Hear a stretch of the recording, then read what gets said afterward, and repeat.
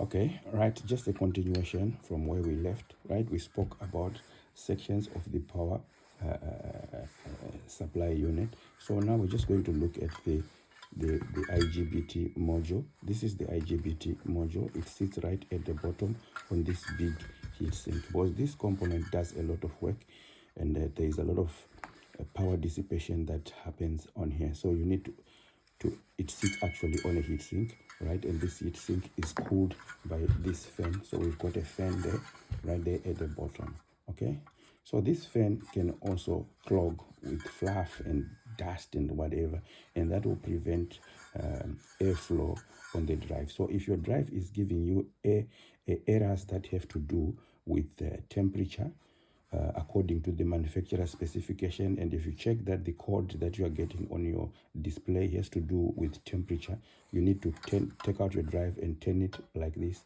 Check on the fan, ensure that this fan is running, or it's clear, there is no dust, there is no fluff, or there is nothing to prevent airflow.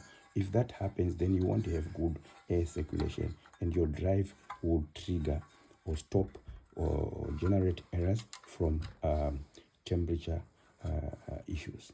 Okay, so those are the things that you need to look at. Also, if this fan here picks up, maybe it develops a short circuit, it will draw a lot of current from the control section. That will cause a voltage drop on the general supply of your drive. So that will affect your control voltage. So that is one thing to note. I've worked on a lot of drives, and I've realized that in most cases a fan can develop a short circuit, and it will cause a voltage drop in the main control section of your drive. So sometimes you need to disconnect the fan and ensure that the fan is running properly, so that you can eliminate problems that have to do with control. So that can also be a problem, especially if it's a short circuit on the fan side. But those are some of the things that you need to look at. So I think I've done a lot there. So we also have the capacitors there, like what I said. You also need to check them. If you are having power issues, just make sure they look in good shape.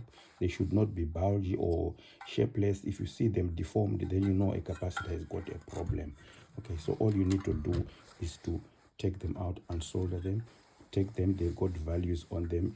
Take note of the actual value, the capacitance, the temperature, and all that. Then you can make a replacement with the right size capacitor. This is a discharging resistor. So those are things that you need to note when you are working on these things. Thank you so much for watching. I hope I've helped someone. Thank you.